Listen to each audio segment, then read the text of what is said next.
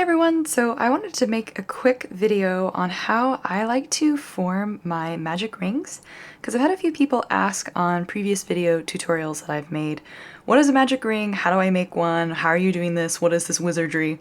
And I wanted to walk you through the way that I like to make them because I find it's pretty easy once you get the hang of it, and it makes a really nice tight first round for your single crochet and gives you a chance to pull this tail and close this hole in the center of that round really tightly closed. So before we begin, I wanted to talk a little bit about some terminology. So I refer to the end of my yarn that isn't attached to the ball of yarn as my tail. That's pretty common. And then the end that is attached to the ball, the working yarn. So right now, the tail and the working yarn feel like the same thing. Once we get started, the tail will be pretty obvious because it's the one that you're not going to be handling with anymore.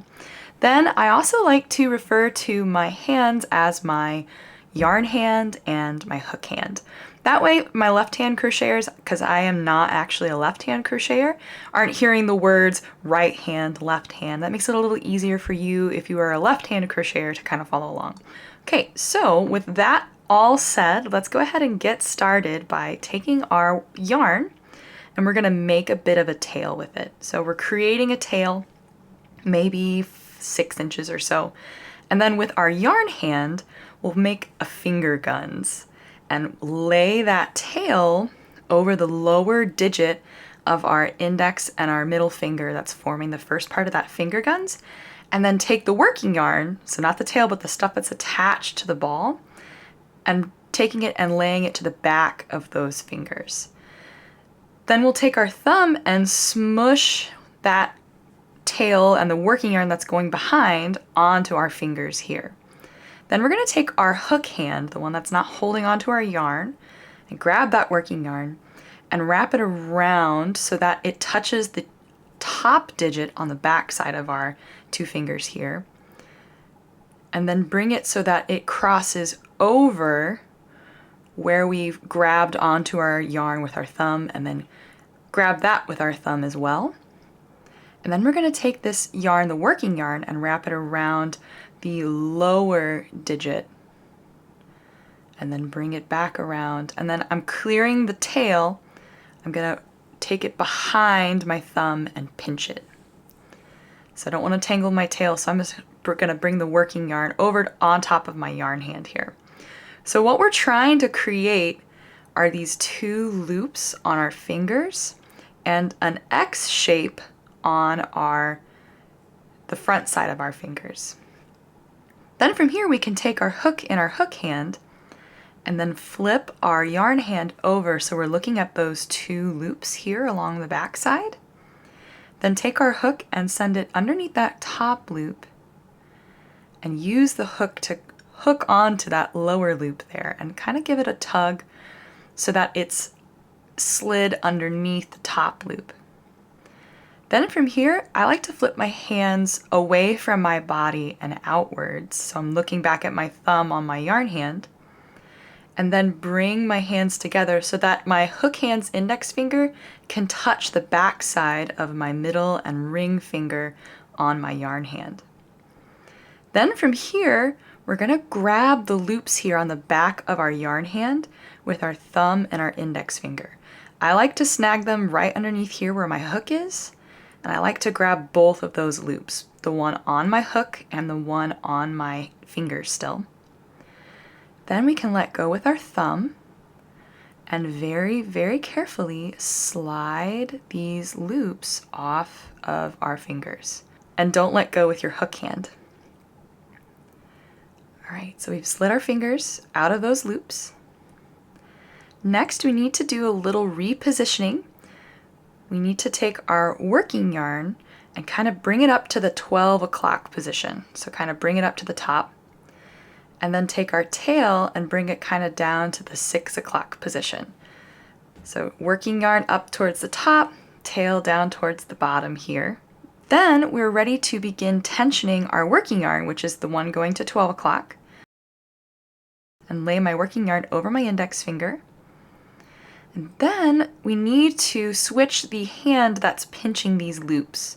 So we're going to pinch using our middle finger and our thumb I like to take my middle finger and grab where that tail is, and then take my thumb and lay it where this ring here is. And being careful not to grab my working yarn, which is tensioned here, I'm going to pinch these two together. So I've got them pinched. Now I can let go with my hook hand. And then I'm going to take my index finger. I like to kind of help this out by pinching it with my ring finger as well. I'm going to take my index finger and pull it away from my hook. And you can see that tightens and loosens that loop on my hook. We want that to be not so tight that we can't pull our hook through it, but not so loose that our hook's going to fall out. And then to finish the magic ring and lock it all completely in place, we're going to take our yarn and put it over our hook. This is called a yarn over, so yarn over hook. And then we're going to use the hook part of it to pull our working yarn through the loop on our crochet hook. And then from here you can let go. This isn't going to come undone, so you can kind of shake it around, move it if you need to. One last thing to do before we start in on making our first round of single crochet stitches is you can see right now our tail is threaded through the center of this loop. We want to untwist this. So we're going to grab this tail and pull it up through the loop. Retension our working yarn. And then when we begin working in the magic ring, we're going to be working in the ring and over the tail that we used to tie the ring itself. So from here you can form your first single crochet stitch. We'll take our crochet hook and go through the ring and underneath that tail, and I like to kind of draw that loop down and hold it with the index finger on my hook hand so it doesn't slip around on me. And then we can make our single crochet stitch by yarning under. So I'm going to take my hook and flip it a little bit to grab my working yarn and then draw it through the ring and around the tail and up into a nice tall loop. So you've got two here on your crochet hook. And then to finish our single crochet stitch, we're going to yarn over. So yarn over the hook, hook under the yarn, and then draw that yarn through those two loops left on our crochet hook. And that forms your first single crochet stitch. I also like to tighten this first stitch by grabbing it with my hook hand's thumb and index finger, and then I'm still holding on to the magic ring and the tail. I like to kind of pull them in opposite directions, which tightens this first stitch just a little bit. Then we also want to mark this first stitch. So you can see there's a little bump on this part of the stitch. That's where we yarned over and pulled through. That's not our first stitch. It's actually this first V shape here. So we'll mark that with our stitch marker. And I like to slide my stitch marker from front to back, so the side that I've been looking at this whole time. I'll grab both of the little legs of that V and then lock the marker in place. So there's your first single crochet stitch, and then depending on what you were making, you're going to need to put a certain amount of single crochet stitches in this first round. So from here, or double crochet stitches or half double crochet stitches, really depends on the pattern that you're working. So from here, I'm going to continue adding. I'm going to make it so there are 6 single crochet stitches total inside of this magic ring. So I've got my first. I'll make my second the exact same way. Take my crochet hook and go through the ring and under the tail, yarn under and grab my working yarn, and then pull it through and up, and then yarn over and draw it through those 2 other loops on my hook. Shortens my second single crochet stitch. We'll make our third. You can see I'm putting my index finger on my hook hand on the loop on my hook as I insert it through the magic ring. I find that really helps it from sliding around.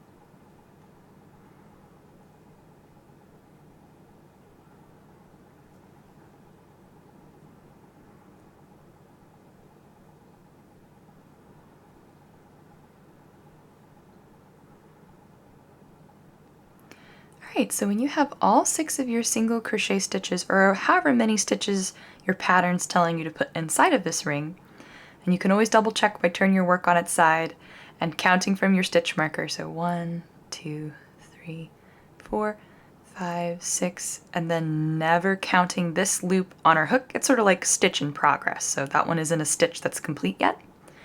When you've got all of your stitches in your magic ring, you can let go of your working yarn, and to do the magic part, we're going to take the tail that we've been working over, and by holding the last stitch that we made with our hook hands, index and thumb, we can pull that tail gently but firmly to close off our first round of single crochet stitches. Alright, so that's the magic ring and how I like to tie it.